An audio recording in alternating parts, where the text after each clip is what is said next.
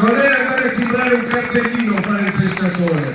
Fare il pescatore significa occuparsi, gestire, curare la propria terra, e anche per questo dobbiamo essere vicini ai nostri pescatori. Sono i primi custodi delle lagune, del mare e del nostro territorio.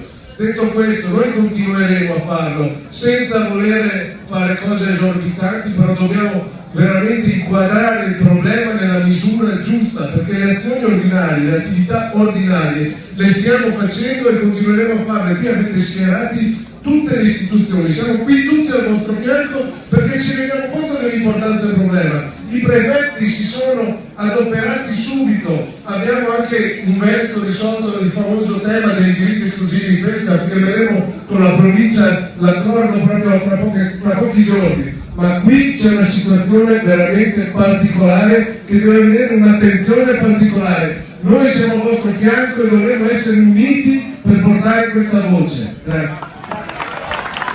Grazie Assessore Cavatani. Le dimostrazioni che i pescatori sono i veri guardiani del mare, ci sono anche delle bandiere che dobbiamo fare vedere.